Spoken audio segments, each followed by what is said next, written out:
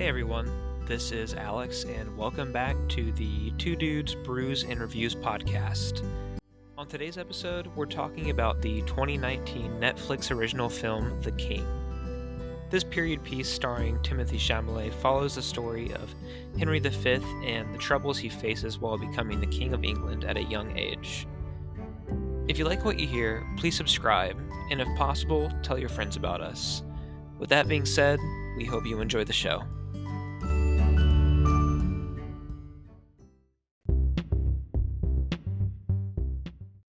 My suggestion this time around. What did we do last time? Abbey Road. I'm a dumbass. Sorry. I was like, wait, what day is it? We're doing The King. This is a Netflix film. This is accessible to anyone that wants to watch it, really. If you don't have Netflix, are you like even a person anymore? I feel like out of all the streaming services, everybody usually has Netflix. Yeah, Hulu's kind of a hit or miss, and so is everybody has Amazon Prime Video, but they may not use it. I never watch anything on Amazon Prime, I feel like. Me and my wife watch stuff on Amazon Prime pretty often, but Hulu is mostly miss. I feel like Hulu doesn't have, like, at least when I had it, I feel like they didn't have as much to choose from. Or at least, like, stuff, like, rotates pretty fast on Hulu, I feel like, compared to Netflix, but maybe that's just me. I don't know. I didn't use it that often. I feel like a lot of no-name or, like, lower-budget titles get thrown onto Hulu. Yeah. And it's, like, stuff I've never heard of. And stuff that may have missed the, like, some sort of film festival type movie that, like, didn't do as well as, like, others. Yeah, exactly. Deal. Although I did just get finished watching this series called Freaks and Geeks. Have you ever heard of this before? I've heard of that, yeah. It's like from the early 2000s. It got canceled after one season, but Hulu does have like a big selection of like adult cartoons and stuff. That's what I always used it for, like watching like South Park or like Family Guy or some shit. Oh, really? Yeah. I feel like such a degenerate when I watch South Park. It's so fucking funny though. It's been years since I've watched South Park. Some of the recent seasons have been pretty okay, but there was a while there when it kind of sucked. I know like the newest season just started, like I think last week or so. And, like, they're probably having a heyday with the coronavirus and stuff. They're always so timely. I know. On what they talk about. They do, like, each episode in a week. Yeah, I've seen something about that. And stuff. Yeah, it's like a little, like, short, like, 45-minute TV special that they did, like, the making of type thing. But before we start with the movie... Yeah. We're drinking wine tonight, boy. This is the first, isn't it? I think so. For the show? Mm-hmm. I think it's Oliver brand. This is the brand of wine, and then it's Camelot Mead. So the theme to go with our period piece is for, you know, medieval. It doesn't taste like, maybe, I mean, I don't know. Actually, I guess I don't have any experience because I don't live in the 14th century or the 15th century or whatever. But it's like super sweet. I'm sure like winemaking was like really simple back then. Mm-hmm. Like they just used what they had available to them. I just felt like this would be a good theme. You know how much I like drinking something that relates to the movie or the album that we're talking about. You're always like obsessive over like, you're like, I gotta find something that has to do with this, or like it's a bust. I'm like, damn. But I think this is a good one. Yeah, it should be all right. It's super easy to drink. It's super sweet, so I gotta be careful. Are you much of a wine guy? I'll drink it with the lady if she gets a bottle, but I'll never buy it on my own and never drink it by myself. Yeah, same. Even between us two, like, you never see me bring a bottle of wine over. Dude, if we had video, you know how many times like we'd be passing that thing around? It's a blessing that we don't have video then. I know. Especially because I almost just knocked the microphone over 2 seconds ago. Uh-huh. I'm not even drunk yet. I've already knocked the table and the microphone. Like I said, we have to be careful with this, dude. It's gonna be a hell of a night if this is any indication. Yeah. But the movie, I thought this would be kind of a challenge for you. I was worried. I was worried too, dude. I'm still fucking worried. I don't even know what you think yet. I like this movie. That's kind of why I suggested it. But this movie is not without its flaws. But I appreciate a lot of the things that this movie does. I would say I'm in the same camp, actually. Okay, good. All right. So I want to know your like general thoughts so we can get the ball rolling with something you say. Well, on my first viewing, I watched it without subtitles for the first hour. Mm-hmm. And I was having a hard time following like the accents because a lot of the dialogue in this movie is whispery and kind of like downtrodden. Yeah. Mm-hmm. And they have the heavy English accents and they're talking in 15th century verbiage. Like, yeah, the dialect is real Shakespearean. Yeah, which I didn't know that this was based on Shakespeare when I first started it. I did not know that either until a couple of weeks ago when I started doing research on it. Oh, really? Yeah. So, like, I was completely oblivious. I think on my first viewing, after about 45 minutes, like, my fears had come to fruition because, like, I wasn't into the movie at first.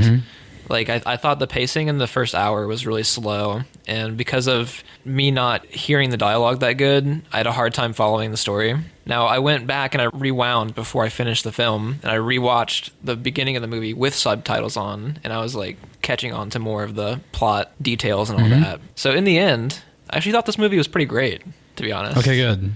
Okay, I can relax now. Yeah. I'm sure we're gonna have our criticisms per usual, but like even like when I was like just like avoiding talking about the plot with you and like trying to avoid opinion, there was an overwhelming like anxiety to like anything I brought up about the movie. Like if I was just talking to you, I'm like, good luck, man. Like I really hope you like it, because if you don't, this is gonna be a rough podcast. I knew that it was going to be an uphill battle because I really hate period piece movies. But I think what made this one a lot better for me was the ugly, like, brutalism of the movie. And, like, it seemed like it took a really realistic approach to the subject matter. That's, like, one of my favorite aspects of the movie. It's so brutal. It didn't feel like a Hollywood knight in shining armor kind of movie. Exactly. That's one of my favorite aspects. It's just because the movie's so dark and, like, bleak. The cinematography is, like, super, like gray. Each scene has like the coolest tone to it, like very cool tone. Even like the scenes out in the sun. I agree. So like I think that kind of conveys the mood of the film. Even they showed a lot. I wouldn't say like, I'm not saying like body mutilation and stuff, like the cutting of limbs and stuff. I mean, there's one scene like when he cuts his cousin and his like one of his. Dude, I didn't think they were going to show that when I first saw the movie. I was sure that it was going to cut away to like the sky, and then you just hear the axe come down. But no, you get to witness this, the CGI head fall off. Yeah, it was done well too. I mean, it was fast enough to where like the effect wouldn't be distracting or anything. I thought so too. That was done really well. Like this is the darkest subject matter we've like tackled too. So among them, yes. Yeah. Besides maybe I'm thinking of ending things. That was pretty bleak too. That was bleak in philosophy. This was bleak in like physicality, like reality. This movie is the star of the show is Timmy Tim. I call him Timmy Tim. Sorry, Timothée Chalamet. Because anytime I reference Timothée Chalamet, like it's usually like in conversation with the lady, and I'm always call him Timmy Tim. Is she a fan of him? Oh yeah, and his looks more specifically, probably. She'd probably let him give her a shit ton of STDs if possible. Yeah, she'd be like, "I'd do it." I'm like, "All right." I think she said that. Like, I think that's an exact quote. You've got some competition then. Yeah, dude. The guy's face is made up of fucking triangles. He's got the most angular face ever. Are you aware of like when he started to become like really big? Because like I feel like one day he was just a superstar. Yeah. Like, what was the role that turned it all around for him? Well, he was in Interstellar in the smallest role, and then like he's in a couple of like smaller roles or like side roles. Like he's in Lady Bird. I don't know if you ever heard that movie. I've seen it, but I don't remember him being in it. He just plays a small part, and then I've never seen it either. But Elizabeth has told me plenty. I'm not gonna bash on my girlfriend this whole podcast, I promise. Yeah, he like Call Me by Your Name. I feel like that maybe like was one of his like breaks, maybe. Like gained him a lot of respect. I've seen that movie. Have you seen I that? have too. I had to quit watching it actually. I was really uncomfortable. I was too, but it wasn't because the two characters were gay in it. It was because Timothée Chalamet seems so much younger than Armie Hammer's character. Yeah, that's why. Yeah, it made me feel weird. Like especially because he's like he does seem so much younger, and it was like off-putting in a way.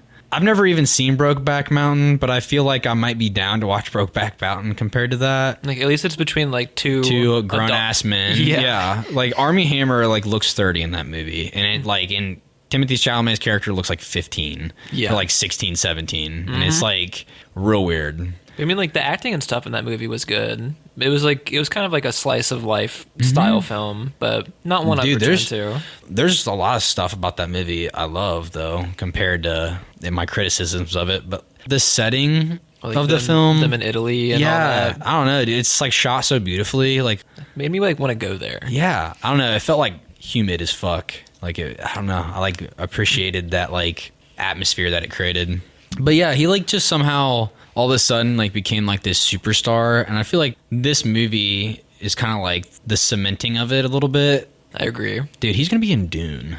That's such a big fucking deal. That's like the Harry Potter or the Star Wars of like the modern era coming up. So it's just See, I wasn't aware of that. he plays the main character, dude. Well, I wasn't aware that like Dune was Oh. that big, like the novel and stuff, or the series. Yeah, It's a series, right? it's a series of like they're huge. Like these books are huge and they're super intricate. It'd be like Harry Potter, or like because like Star Wars has been on like a great decline for a minute. I haven't really enjoyed a great. I can't comment on it because I haven't seen any of the newer films. Dude, I just went to. You're about to go to Disney World, but when I went, man, I really thoroughly enjoyed like the Galaxy's Edge and stuff at MGM. But like, there's some things I wish that like the new movies did better. Like the last movie sucked ass. What was the last one? The Rise of Skywalker. Yeah. Dude, there's like one of my favorite memes because Oscar. What's his name? He's an actor. He plays Poe Dameron. I can't think of his last name right now. Seems like Oscar or something. I feel like I know who you're talking about, but I can't think of He's his in last name Annihilation with Natalie Portman. Never seen that. It's a great movie. We have to watch it sometime. It's like cosmic horror. It's really good. But he plays Poe Dameron, which is like kind of like the Han Solo equivalent of the new trilogy. And in the last movie, he's like, somehow Palpatine came back. Like that's literally a fucking line, and it like literally sums up the whole movie because it's like, well, somehow Palpatine's alive even though he got thrown out of the Death Star like in the original trilogy and stuff. So and like they just wanted like a familiar character to come back. Yeah, they're like it's such a meme, and like the movies like that trilogy ends so terribly. Anyway. Look at us getting off on tangents already. We're like 15 minutes deep and we're already on Star Wars. Yeah, Timothée Chalamet. He's the man. I think this movie solidified like him being a great actor to me. Even though like this is gonna sound weird. Good. I thought he was like slightly miscast, but like his performance was amazing. Like, do you know what I mean? There's a couple spots in the movie where I thought he didn't like quite nail some specific scenes. They're smaller scenes. The most important scenes I thought he did really well. But like when he kills Percy and then like he's in the bar with John, Joel Edgerton. Falstaff. Yeah, dude. My favorite character out of the whole movie. Same. Dude, Joel Edgerton, it's like weird seeing him so fat. Like, because he's like, he like walks around pretty lean. See, I'm not really familiar. Like, I know who he is, but I don't know if I've seen a whole lot of films with Joel Edgerton in them. He's like pretty like, he's just like a fit dude. Like he's not, he just put on a lot of weight. I don't know if he did it specifically for the role, but it works. But it's just like kind of weird seeing him like such like as a burly man. Was like I've only ever like seen him as like just like a slender, in decent shape looking dude. But like he's like kind of like a bear of a man in this movie.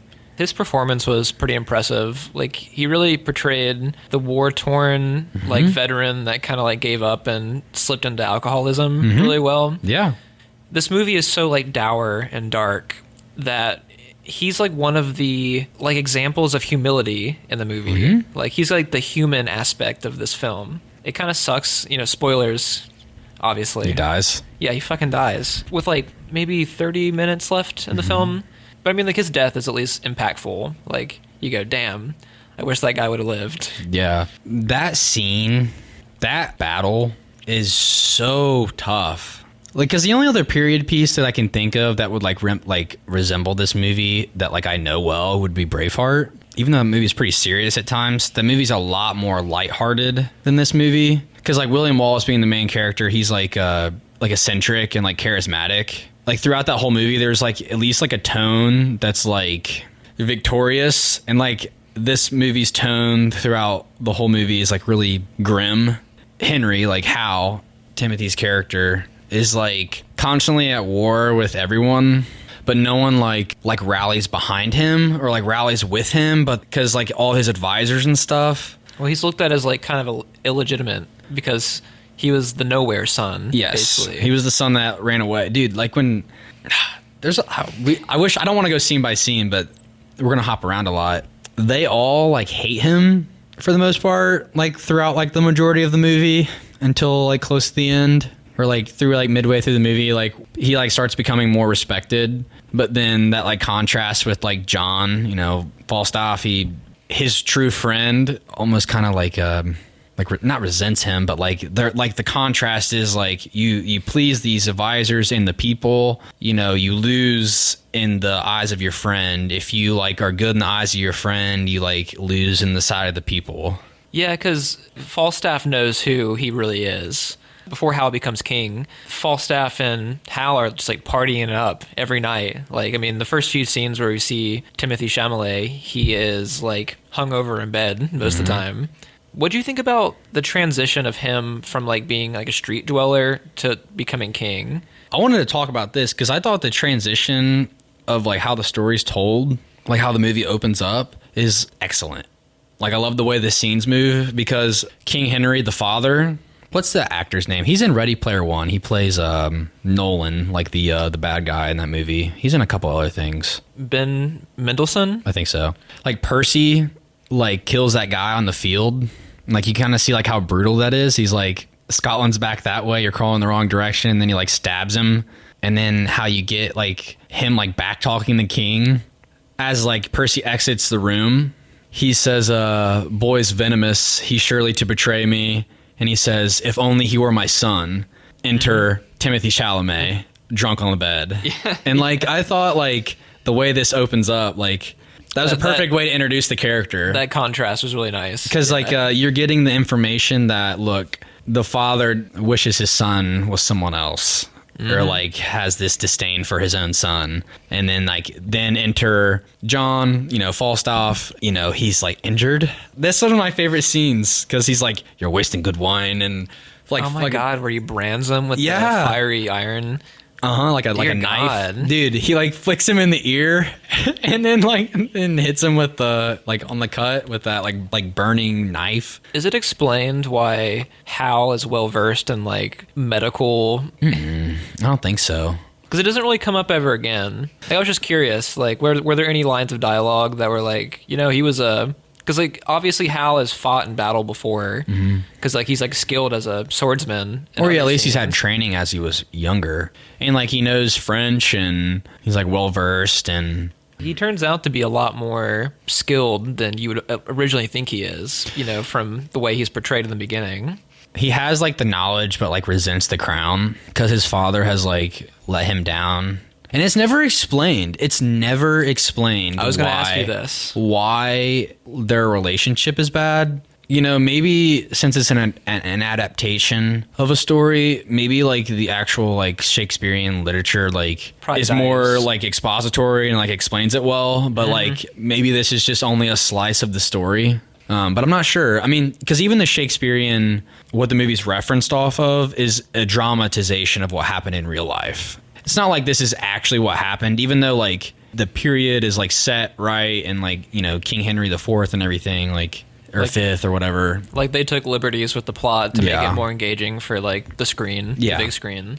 And I'm not sure how accurate it is to the original, like the literature that it's following either. I'm pretty sure Shakespeare took liberties. Yeah, for sure. Like he made up a lot of stuff. This movie made me interested in Henry V. So I started like, I didn't go too deep. I was like reading his Wikipedia page and stuff. The entire like plot line of Hal being like a partier, like that whole lifestyle, I think Shakespeare made up pretty much. I'm sure. Like it was just done for like plot purposes. So I'm not like a big like stickler for historical accuracy. I'm sure there are people out there that like probably hate this movie for that reason. Yeah. I was just looking at it as like a product like of its own. Like, just the way it was presented to the audience. I have no criticisms about, like, its source material. I thought, like, the whole movie itself, like, may have benefited from a little bit more comedic relief. I agree. There's a few parts I laughed at, though. Oh, for sure. No, like, upon second viewing, I was thinking today, while watching, I was like, the scene in the field with his sister, because she's the Queen of Denmark. Like, they marry into power and stuff like that. This is like very brief, right? Because like her character isn't really shown after this, right? She's just explaining to how like you must be wary because like these men have their own kingdoms in mind. I couldn't help but notice that the score of the film plays through like a majority of these scenes. I feel like the score never stops to like let dialogue breathe or like allow like the dialogue to give its own tone. I thought like this scene specifically, because like the theme kind of score that, you know, the whole score follows like the same strings, the same sequence of strings continues to play over this. And I was just thinking to myself, like if they would have like just maybe changed up the score here, or like maybe like don't have music at this part, like maybe like let some like ambient sound of like the environment come through. Like I didn't think about this. It would really. like it would help the movie like not feel so bleak, because it's like the movie's very cold all the way through. I agree. It might be a little bit overdone in that way. Like because I feel like we never get the ability to like get to know the characters besides like through their actions, through like their like just like through that like negative emotion that they all carry around. Like I feel like there's never like I can't like just love a character besides like John, because he's like one of the only characters that like promote like some fucking like just let's chill, bro. Like I don't know, like let's just have a good time. Yeah, that's true. Everybody is really like downtrodden and super serious. Besides John, I swear it's besides John. I'll say John and one other character, although I don't know if his this other character I'm thinking of was intentional. Robert Pattinson's. Oh yeah, for sure. Dude, I almost totally forgot. Dude, me too. Robert Pattinson appears maybe like an hour or so into it. It's after they arrive in France, yeah. The first time he's on screen, I was like, oh yeah, Robert Pattinson's in this movie. Like what the hell? He plays the Dauphin he's like the Prince of France.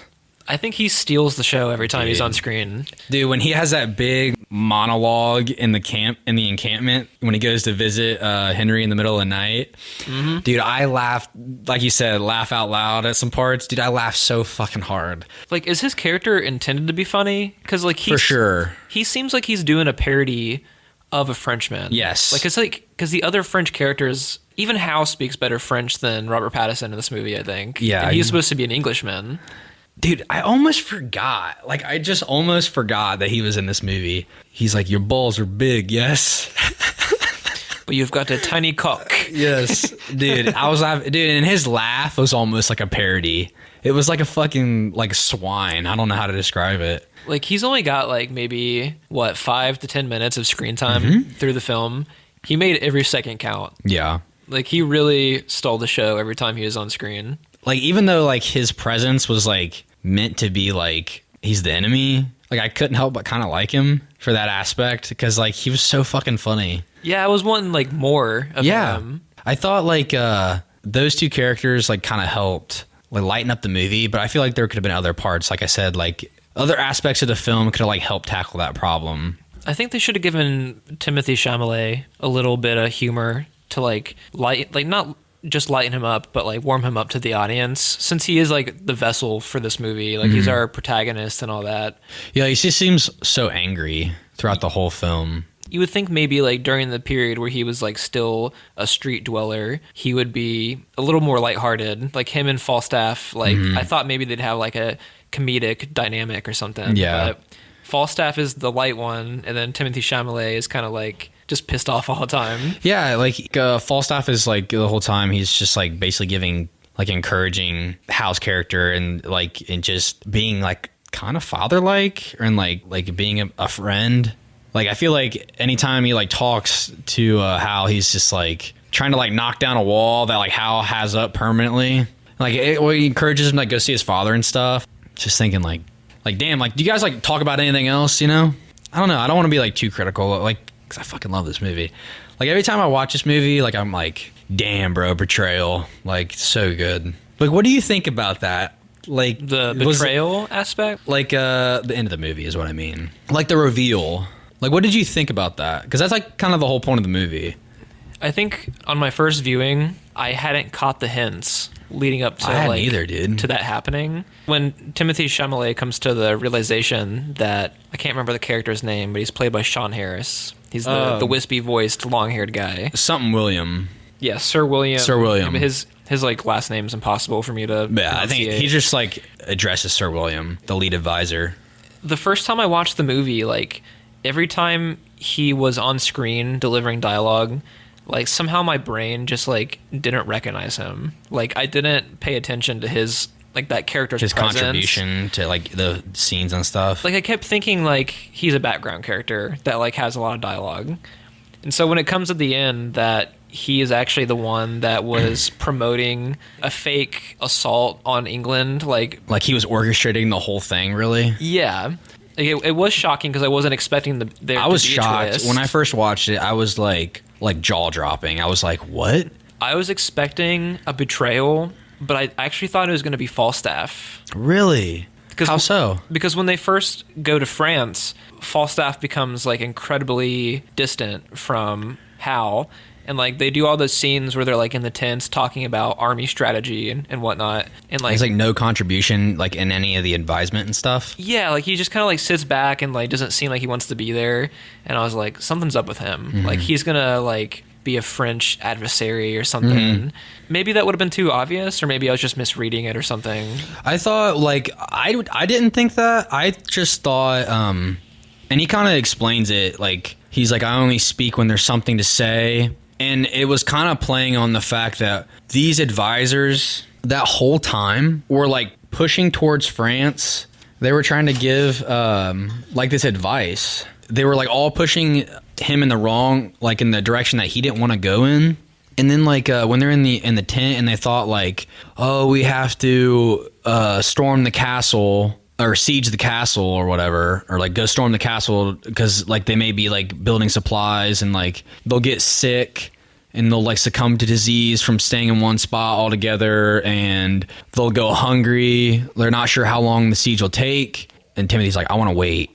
And then lo and behold, they come and surrender. And then when they're like worried that they're not going to be able to win the battle on the hill, they all want to retreat. And then John contrasts that with, hey, we can win. It will rain tonight in the mud. Them coming downhill, they'll slide everywhere. We'll armor light and come from the sides with a false attack in the front, heavy armed to lead in the horses. That was like, I didn't think like he was like going to betray them or anything. Like I didn't think anything like that. I just thought like it was his character showing, hey, y'all are a bunch of dumbasses that are like making problems that don't exist.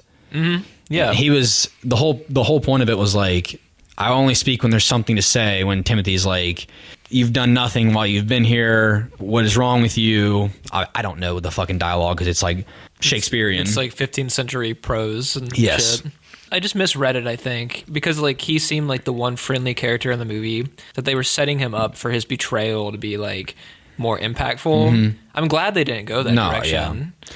I thought it was like a good way because like he says it's my idea. I can't just send my men out there, and not take on the cost with them because Timothy doesn't want him to die because like it's suicide. Literally, it's like I thought it was a good way to tie up his character because he was just explaining like he's either gonna die in battle with like the glory, or he's gonna die from a cheap bottle and like no, he's gonna die from a bottle in East Cheap, I think is what the name of the town was. He said it'd be a better story to tell. Damn, bro. Like you may not pick up on that like the first viewing and stuff, like cause like you said, the dialogue is like kind of hard to like take in if you're not like really like paying attention or like trying to like if you haven't like adapted to the way the movie is like the dialogue is spoken. Yeah, man, that was one of my favorite parts, like favorite aspects of the movie is like his character's journey and like he was like he died a friend. I was happy. I was like, damn. I was sad to see his character die though.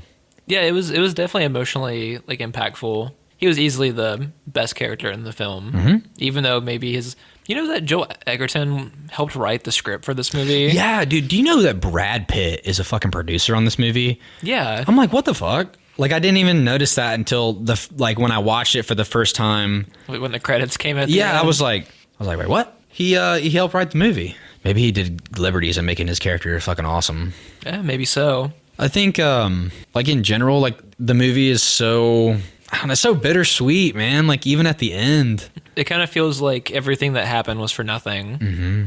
But I think maybe one of the messages of the movie is like, they even say it in the film itself, that war is bloody and soulless. And like Timothée Chalamet's character is kind of like a pacifist. Mm-hmm. Even though I think that Henry V in real life was like he was not, you know, he didn't care about. He's probably just like this, like probably like everyone else, like in the movie. One thing I want to talk about is Thomas, his younger brother. I don't think it was maybe like displayed very well, unless like, I don't know. There's like something about the way the movie's portrayed.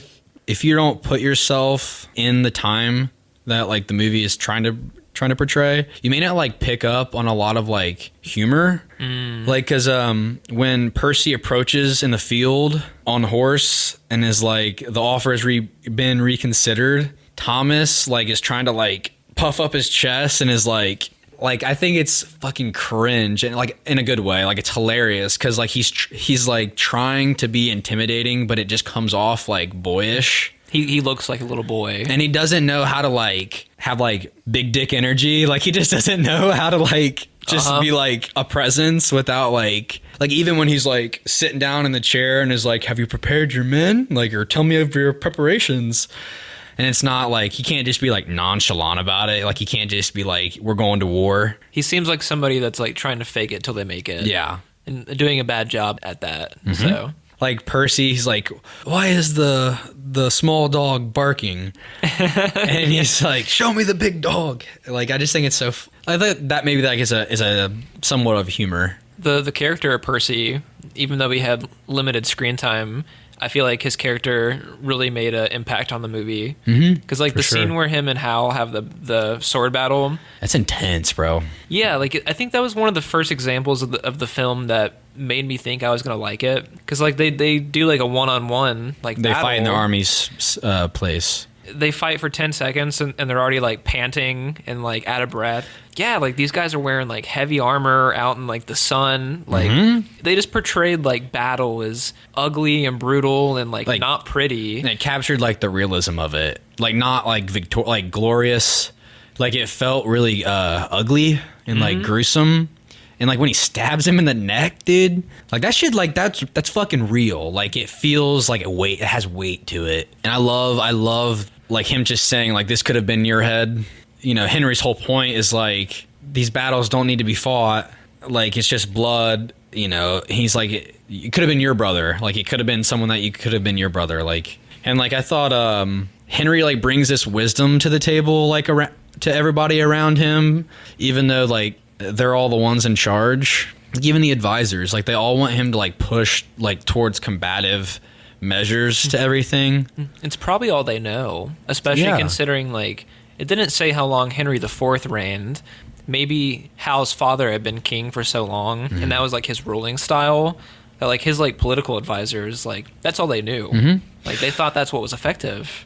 It didn't hit me until after the movie. I also thought like it wouldn't be that surprising that they all want to go fight in France, because that's all what they wanted before Henry came into power. Like, even the Archbishop explains to him, France was your father's dream before he was tied in civil, whatever the fuck it is, like civil strife. Yeah, like shit on the homeland. It like, that's one of the spots where it hit me like, damn, like, now these people are like still the same people, even though Henry's the new king. And it makes sense. Like, if you go back and watch it the second time, it's like these people they still like they have their own kingdoms, and it's like light bulb. Oh damn! Like, this makes sense that why they all like are fucking, you know, like they just want to go to war, man. I didn't notice this until the second viewing, actually. Like the scene that you're talking about with the Archbishop. Dude, he's so hard to understand.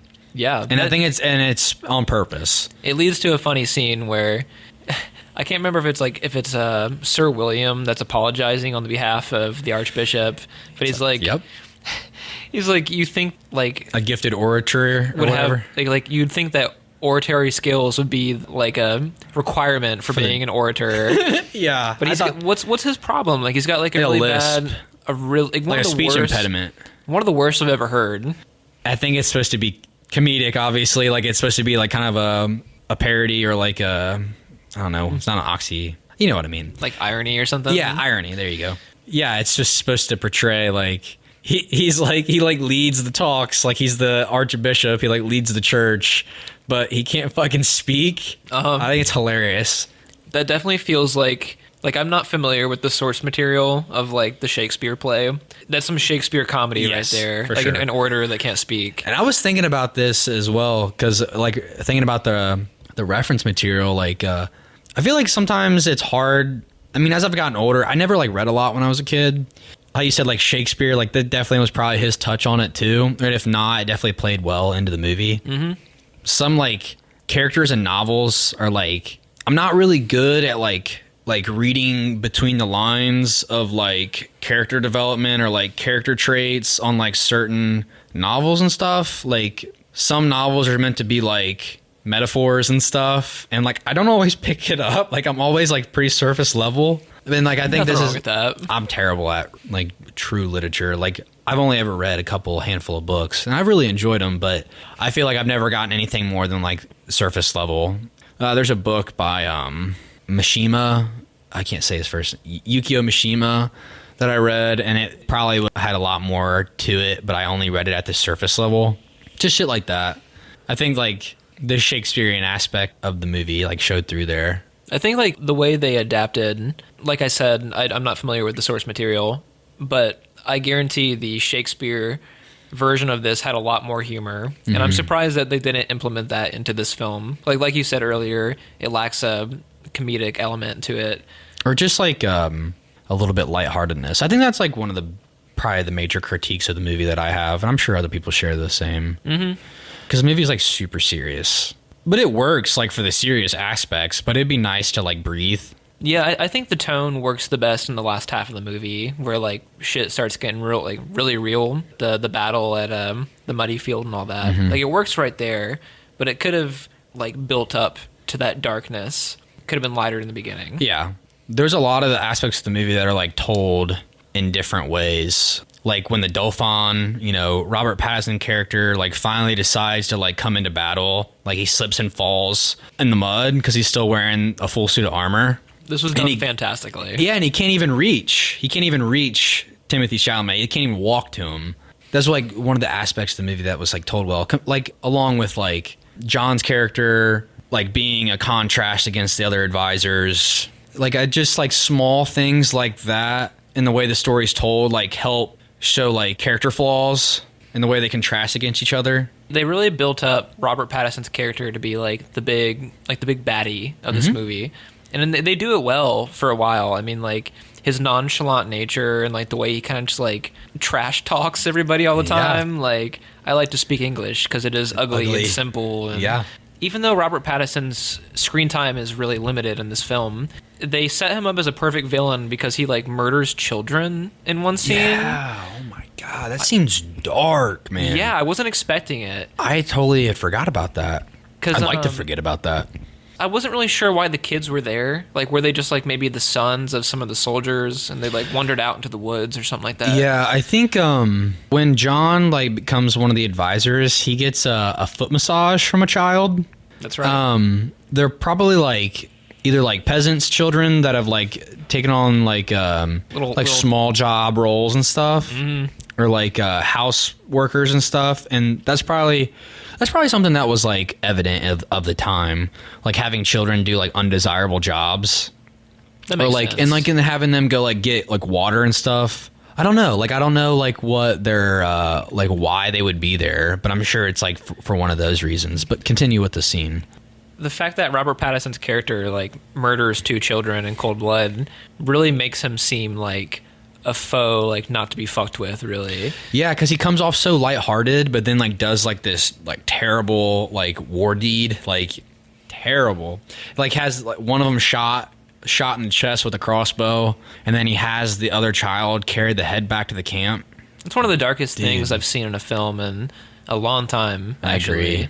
Because movies usually shy away from like child violence. The only other example I can think of is in the most recent Halloween remake, Michael Myers snaps a kid's neck. And damn. Yeah. This was more brutal than that. Yeah. I remember in Braveheart, when the movie opens, William Wallace is a child. He like walks into a house and like a bunch of children and their family are like hanging. And it's probably evident of the time. Like people were like brutal. Yeah, history is fucked up. Yeah. Like if you like probably dive back dude, like we're capable of some terrible things. It's fucking weird. And like that's not that long ago. No, in the grand scheme of the history of civilization, it's really not. Like we were riding horses like 100 years ago. Yeah. Yeah. So like just I kind of thought about that like while I was watching the movie out a couple times, like thinking like, damn, like this wasn't that long ago. And like especially look at the scene with the bird when Henry's receiving his gifts. And he gets the mechanical bird from Constantinople, and like they're all like, it's like they've seen a cell phone for the first time, you know? It gets like applause from the audience. Like everybody's amazed by a wind-up toy. Yeah. Which like a child in the 21st century would not even be amused. They wouldn't even bat an eye at something like that. Actually, that's one of my favorite scenes to like show like the way Henry like conducts himself, because he gives all his gifts away. Like he's not like selfish, or like he's like trying to like create a sense of like community or something. Yeah. I just think like he's trying so hard to like be everything that his father wasn't, that ultimately like comes to not work. Yeah, I just like, dude, fuck William. Dude, fuck Sir William. It's so weird because he seems likable the entire movie. I know. Like I just thought he was going to be, I didn't see it coming, man. For real. I really didn't either. And, like, the scene that you find out that he's the traitor is the scene that he dies in. So you don't get a whole lot of time to, like, take the information in. Yeah, it's like, really fast. It's like, oh, he's the traitor. Now he's dead. Like, he just gets stabbed in the fucking neck. He got stabbed in the, like, the back of the head. Yeah, in front of a child. God, the medieval times were brutal. Yeah, because the whole thing was like, when Henry finally makes it to France, he, like, makes a deal with the King of France and is like... He like is gonna take his daughter like in marriage and stuff, and like he'll assume the crown when he dies, which is Lily-Rose Depp, which was actually Timothy's girlfriend at the time. They are not together anymore, but they were dating during that period of like when this movie was shot. The French king's daughter. Yes, they were in real life. I didn't know that. Little information for you. She like explains. She thought like he's like some psychopath, because all the things he'd done was like for no reason from their point of view, because they had done nothing besides the Dauphin sending a ball when Henry was opening the gifts. That's how he finds out that like there was no reason for all this. And she like even explains like, you spilled all this Christian blood on the way. Like that whole reveal was just really intense. I think the etiquette of war is really strange. Like the way it's portrayed in this film, because like generals from the other side like come visit your camp. Like Robert Pattinson goes and visits, like he goes to like the lion's den essentially. Like he is there with the enemy. You would think that they would just like kill him or something. But they like agree like, yes, we will have battle tomorrow, and they all like line up, and it's like very like there's like chivalry to it. Yeah, well, think about it. Like even during like the when America was like made, and like Great Britain, like attacks and everything, like they used to stand in front of each other with guns. They used to line up, and they go like 1, 2, 3. They used to line up and shoot each other. Yeah. Like it is like chivalrous. Like you have like there's this code of honor. And like today's wars are fought like much differently. Yeah. Which is like, it's funny seeing that. Yeah. Cause like even like trench warfare, you think is like what from like the World Wars and stuff. Like you're like, why the fuck are they doing that? Like, why don't they just like not do that? Like, why don't they? But like, and because in today's day and age, it's like all fought with like, technology or drones, like information, like boots on the ground, like ratings of like buildings and stuff, like of course like Afghanistan and like all that. Like it's just like the way war is fought so much differently. It's like less honorable and like more about like just getting the job done. Yeah, basically. Or like doing it in the most efficient way. Yeah, dude, it's just fucking weird. I was kind of afraid that the theme of this movie would like it would just be to like prop England up. Like for like on my first viewing, like all the way up until the twist at the end, I was like, this film is just like super pro England or something. It switches around because obviously the French did nothing wrong. The English were murdering like on a false pretense. So like it was kind of like the movie made a really interesting discussion about how dumb war is, like how nothing is accomplished. I really enjoyed that. I did too, because like it was all for nothing. He loses his best friend, and it's all for like so the people love him, like the people of England. But it really like doesn't mean anything to him in the end. Yeah, and he even like says like to Lily-Rose Depp's character, like after he like stabs William in the back of the head, he's like promise me that I'll ask nothing more of you, like other than you speak to me with truth and clear, like speak to me true and clear. And he literally is like, he just wants somebody that will like really like talk to him without like their own motives in mind. Because John's character, you know, Falstaff, he was that, and now he's gone. And even his closest advisor besides John was a traitor. Dude, one of my favorite parts of the movie, in the end and the conclusion, the score like swells and like has this dirty grit to it. And in the background, in the end of the movie, they're like, King Henry. They're all like celebrating while he's like lost so much. And it's all for like the people. It's so weird. Like, it's such a great like contrasting element. I've gushed about this whole movie, but I'm sorry. No, you're okay. I mean, like, I think I've really had nothing to say but positive, you know, comments. So, is there anything like that really aggravated you? Or, like, is there anything other than like the fact that it's really serious? Any of my critiques don't come towards like the movie itself. I don't know if you'll agree with this or not. I felt like I wanted more. Yeah. I think this movie was a really great film, and it would have made amazing miniseries. Yeah. You know what I mean? Like 4-hour-long episodes, and like maybe build up some of the things that we questioned, like his relationship with his father, and like maybe some of the more political like trappings of being a king that's not seen as legitimate. Like, it was just more like I wanted to expand on some of the ideas that it presented, because it was limited, and it's like... in the runtime of the movie. It's already an hour, or 2 hours and 20 minutes. Yeah, it's a long film. No, I think you're right. I hadn't really thought about that, because it probably could have been tackled as a miniseries. It would have been tackled really well. It would have given just more depth to the things that I thought were lacking. Yeah, like I do love a lot of the things that the movie does, like a lot of the aspects of the film, and like the way the story's told, and like the characters contrast, and like, but it all feels so brief. Like when it happens, like as like, even though they're important and like they prove a point, maybe they don't like hit as hard because you haven't had like time to digest it. Damn, that was a good point. I'm really glad you brought that up, because there is like a little bit to be desired, even though like I don't have many complaints, but like I just want a little more oomph to the bite, you know? Like I just want a little bit extra that I like didn't get. Yeah, and that's not a knock on the way the film was made, because I mean, the cinematography, the score, the acting, the writing was all like top notch. It just felt like I wanted more. I mean, maybe it's a good thing that the film left me wanting more. I don't know. Yeah. When I think about this movie in the back of my head, maybe like after not seeing it in a while, like I only ever think about like the big reveal in the end. Like I don't like, because that feels like the most like impactful and serious part. Like obviously, like the whole movie builds up to it, and it like pretty jaw dropping and like kind of satisfying. But like I can only ever think of that part, or like it's like that part, and then like the scene in the mud.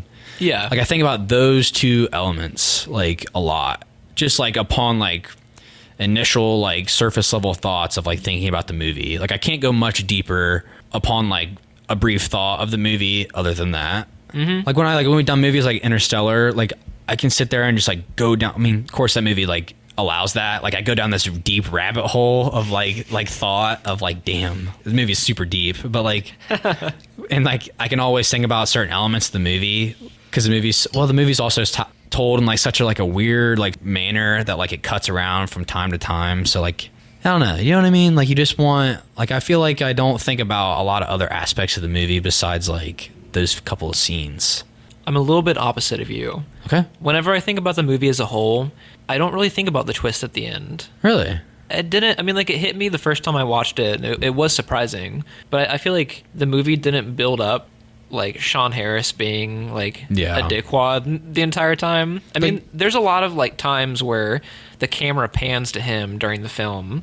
Like it pans to him, and like on my second viewing, I was like, Oh, like they keep focusing on him. Yeah. Like his reactions to all the things happening. And like his mannerisms aren't like a tell either. They're just like the same like face of like him just like taking in information. Mm-hmm. Yeah, I noticed that upon my second viewing too. It cuts to him, like his reaction shots way more than like other characters usually. And it wasn't like a tell. Like I didn't think of it like that. Like it wasn't like he had like an evil grin when they cut to him or something. Uh-huh. Like he was a convincing snake. Because like if you think about it, he was like taking information and then he's probably trying to figure out like how he's gonna twist this back around. Like the scene with the Archbishop when when Henry kind of like puts the Archbishop's like nose in the dirt and of like please be quiet. When he brings in John as an advisor, it cuts to him because like after John introduces himself, and you just don't think about it until like after. Yeah. But you just don't pick up on it. Like I didn't pick up on it that whole time. I'm glad it wasn't so obvious. Mm-hmm. The movie would not have worked if it was, because you'd have been like, well, I seen this coming the whole fucking time. What the fuck was the point? He was a good snake, dude. Fuck. And it was all for land. It literally was for fucking land in France. I guess that was just like a power play at the time. Like, for sure. You just want to be a guy that like owns a lot of plots of land. Yeah. Isn't that what they do today? But just on a different scale, like on a global scale? Yeah, kinda. I don't know. I'm not in politics, or I don't live on Capitol Hill, so I don't know. But like, it seems like that's probably what happens. People are trying to make some money while pushing policies forward. Are there any scenes that we haven't covered yet, really? I think we really didn't talk about the best scene in the movie. Like we've mentioned it, but we didn't really talk about it. What would that be? The mud bowl fight. Oh yeah, for sure. Like we kind of like went around it, glanced around it, yeah, or like hopped around. I don't know. That scene was just so ugly in a good way. It was. It felt like when Henry fights Percy, but just like on a bigger scale. Mm-hmm. And like, dude, when they like people are like drowning in mud and like getting stepped on. Yeah. And like, dude, when like he hits people with like blunting like a hammer into like the top of these like people's heads and stuff. Like it's so brutal. It's terrible. I was really worried when like I suggested the movie. I was like, I don't know if like you're gonna be able to handle like some of the brutal aspects of the movie. You serious? I don't know, dude. I'm sorry. I didn't mean like you're soft, but I'm just like, dude. I'm like, I don't know if he's gonna enjoy this. It usually elicits a laugh out of me. Is that weird? Are you? Nothing. Never mind. Get her the serial killer over here. Just whenever a movie is ballsy enough to like show you something really grotesque, I laugh. Dude, I mean, this movie, it has plenty of moments we've talked about already, like the cutting off of the heads of the cousin and the kid getting his head cut off, and like it's not because I find it funny. It's all right, let's make sure we preface that. It's like whenever I see something, like it happens the same way when I like hear a song and there's a really amazing part, I might laugh. Yeah. Not because it's funny. No, because like you're amazed. Yeah. Like that, like this is even happening. No, there are things. It's like a true it's like the most truest reaction you can have is just laughing at something. Dude, it's okay. Dude, do you know, I've laughed at some terrible shit, but I'm like, it's only ever because like, I can't believe I just heard that come out of someone's mouth. And that's what humor is. You laugh because like there is no other reaction. Like, that's what humor is. That's why like absurdist comedy works. Like prime example is Eric Andre. Dude, I fucking cry laughing anytime I watch him, but like, it's not even because it's like good humor. It's just like, I can't believe this shit's happening. Like you just like, it's just so absurd. I think the part that I laughed at specifically was a horse steps on somebody's head in the mud. Yeah. And like it happens so fast, and like the movie doesn't dwell on it really. No. It just happens, and I was like, I was taken aback. Like, oh my god, they did that. You're like, yeah, that shit just happened, dude. Deal with it. It's funny. Yeah, because it's so brutal, and like, yeah, you do laugh, dude. Like, I get it. I understand. Like if I saw it happen in real life, I'd probably throw up. Yeah. But like in a film, like it's just like. I like when movies are ballsy enough to just put something so blatantly violent and brutal. Because like a lot of like film deaths are like kind of vanilla sometimes.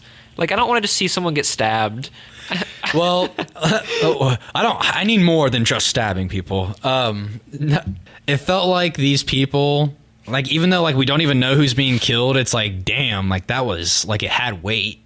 and it didn't feel like a skirmish of like just like people that weren't important. Yeah, I liked this scene a lot, and like it's so messy. It's so messy. Like, it's just like a pile of people. Yeah. Oh, dude. Also, like, John's the one that gets hit in the head. That's what causes him to take his helmet off. Yeah. And he like is caught in the sea of people. Dude, it like sucks because I like hate seeing his character suffer. Is his death caused by like just being crushed by like? I don't know. Because he's just found dead, right? When I read about medieval battle, a common thing was like when all these men were like colliding in one spot, if you were in the middle, the pressure could like suffocate you. Maybe that's what, because it is what's shown, like, because you get like this aerial shot of him. Yeah, it's like the one time the camera's not so like claustrophobic during the battle, because a lot of the shots are like up on people and like transitioning between swings. Yeah, you never get like the aerial shot of everybody fighting really. So you never see John like get stabbed or anything. No, you don't see him die. I think he's just like crushed in the mayhem. Like no one person stabbed him or killed him.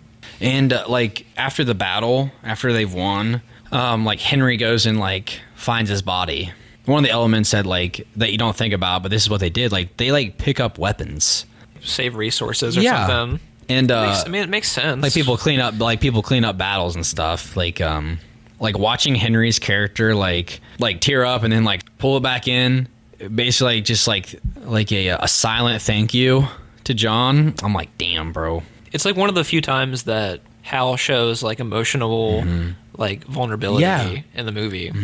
It's like that, and then there's a small part after Henry's told that he's not going to be king, when like that lady's on top of him, like they're getting it on, you know, and she starts calling him Your Highness, and he's like, please stop. Like he just like goes to sleep after that. He's like, I don't even want to hear this. And he's like, I'm not even. He's not aroused no more, ladies and gentlemen. Damn, I'm like really glad you liked the movie. I was so fucking worried that you wouldn't. I was worried too. I thought you'd like it for the exact reasons that you did, though. Like that's what I wanted to come from the movie. Like I already knew that you hated period pieces, so I'm just thinking to myself the whole time, like, fuck, dude, this is a gamble. Like I'm gonna make this son of a bitch like a medieval knights movie. Yeah, and, hey, and you got it right. You did it. I thought this movie would have enough for you to bite on to like enjoy. Like I didn't feel like it was like Braveheart, even though I love that movie and I've seen it plenty of times. Like it just felt like the stakes were so much higher, but also that's from like the seriousness of the movie. Piss break. One of the last things I want to talk about is like we didn't really talk about it too much, but like the production. You ever played Skyrim? Yeah, not a whole lot. But yeah, I played it a long time ago. I love the set design. Like I'm not really sure like if it was like manufactured for the film, like the set was like created for the film, or like if it was like shot in like an actual setting, like an actual castle somewhere. Like I loved how like real I would expect it to be real, but like it felt really grounded. Like it didn't feel out of place. Like it didn't feel like fantasy or like overdone. Like the quarters and stuff that like they all meet in and stuff, like in England, like the old like village buildings and stuff, like the bar, like it all had like real like character to it. Like felt like if The Witcher was real. I thought about The Witcher a few times when I watched this. Like in the bar, like there was like melted wax on some of the background from like candles and stuff, like on like shelves and stuff, like dripping over, and like the cups weren't all like manufactured the same. They were, you know what I mean? Like they like had to be made. Like they were like handmade and yeah, stuff. Like I just thought that was like, obviously like it should be that way, but like it was just done really well. Like I was really immersed. Yeah, I was too. I think one of the things I wanted to say when we came into this podcast was like I really could suspend my disbelief. Like I felt like I was watching a product of like the 15th century. And like the clothing, like there's a couple outfits that like Henry wears, and I'm like, bro, like they could have, like I could wear that today. Like he was like wearing a sweater. He was a little too stylish. Yeah, I was like, bro, I'm like, which is a good thing, right? I mean, everybody wants to look good. But I'm sure in 1400 it didn't really matter as much. It probably wasn't as slim fit as it should have been, but I would imagine it's all practical for the most part anyway. So, but it felt really, there like the scale was good. Like you didn't really get to see much more than like the interior of like the castle. Like you don't even really get to see that. You get to see like a couple of rooms, and then like the courtyard where like the heads get cut off, and like the village, like the inside of the town where it is called Eastcheap. I think so. Yeah. Yeah. Like you don't only get to see that. I didn't even think about it like during the whole movie. It barely crossed my mind. Yeah. And that's a good thing. Yeah. It like works really, really well, which is like every room is like poorly lit. Like, you know, it makes sense. Like candles and window light. Mm-hmm. Yeah, it was just like really immersive, I thought. Like all worked really well together on top of the dialogue and how fucking real and like gruesome it was. Yeah. I was very, very immersed. All the elements really came together to help bring you into this timeline that the story was trying to tell you. Mm-hmm. Is there anything else you can think of before we wrap it up? Not really. I do want to bring up a random character that I kind of wish we had more of. The barkeep lady. Mm-hmm. Like, it seemed like they could have gone... Like, the way the actress portrayed that character, she could have been, like, more of a friend of, like, Hal and Falstaff. Maybe, like you said earlier, like, it would have been better, like, in a miniseries, because, like, that would have been, like, some of the... Like, would have happened a lot in, like, the first couple episodes or whatever. Like, she seemed like she'd be a good reoccurring character. Yeah. Like, not like a main character, but... She seemed likable in a way. Yeah, like she treated like John and Hal with a friendly manner, and like closer than just customers. Even though John like owed her money and stuff. Yeah, like well he's the town drunk for sure. But yeah, that was a really really good point. Just talking about like it could have been like stretched outside of a film length because you would have had like a chance to like get to like the characters more. Because I feel like when Hal comes back to like recruit John into his advisement committee, she's allowed to stay in the bar even though everyone else has to leave besides John. I mean, that was a small thing, but like if you would have had more of her character, like it may have like felt more important, but like you don't ever give it more than like just a second thought. But you're right though, and I did like her character. She was like a friend of Hal. I just wanted to see a little bit more of that. Yeah, it would have been. And like even like other characters that hang around John and Hal, like people that like fall around like in the posse or whatever, like they don't get any dialogue or like screen time really, or like more than just like just set up the story. But yeah, that's a good point too. What would you have to give the movie out of 10? I would go a very strong 7.5 to 8, maybe. That's exactly what I was going to say. 7.5 to 8. Because it's not a masterpiece. Wonder if Hans Zimmer, if he could have done the score. I know, God, I want Hans Zimmer to score my life, but maybe a little bit more diversity within the score might have helped the movie. Like if the movie was a little bit more lighthearted at times, but like all the elements of the movie come together really well to tell a serious story. But I want a little bit more from each element, but they were all done really well, but they could have been done better if we just had more time. But yeah, I agree with the 7.5. I think maybe we're just spoiled nowadays because like TV series have become so advanced. They've become like very film-like. Yeah, like it's like the production's so high. You get 10 episodes of 45-minute length television, and like we're spoiled by the character development that TV shows are allowed to do. So like when we watch a 2.5 to 3 hour long film, we always are like, well, I wish we could see more of the characters. It's like, well, they can't just make a series about everything. Like I'm watching The Queen's Gambit right now, and like that movie couldn't be told, or that show couldn't be told in movie form. Now that I have like all this character development in the first couple episodes I've seen, I'm like, damn, like this shit's good. Like I like seeing all this character development. Like you said, it's spoiled. And that show is done like a movie. That movie's production is so high. Or that show's production is so high. Like all the set and like everything is like set in the 60s, and so I'm so immersed. Television is just like advanced so much now. Like with streaming and stuff. Like it really rivals movies in terms of production and budget, and I mean like TV shows have like big name actors now. So it's hard to fault this movie for it. Like it could have been a miniseries, but I think it's very strong the way it is now. Yeah, I agree. So that was like really my only criticism. I'm just glad you liked it. That's all I wanted. That's what I wanted to come from it. So I knew you wouldn't have watched it by yourself. That's what the show's for. Yeah. Dude, fucking hit me with your suggestion. I've been anticipating. So we've probably done like, what would you say, 10 episodes of this so far, maybe? I would say so, at least. We've kind of like hovered in the 2000s to 2010s range a whole lot. But growing up, things from the 90s were a really big part of my childhood. And we haven't like touched the 90s yet, neither in film or albums. Recommending an album. Oh boy. Let's hear it. This record actually came out 3 weeks after I was born in 1993. I want to do Siamese Dream by the Smashing Pumpkins. Oh, nice, dude. Nice. Dude, Smashing Pumpkins. You made a comment at work the other day about how you were trying to learn Smashing Pumpkins songs on guitar. And I'd already kind of like been thinking about doing this album for the podcast.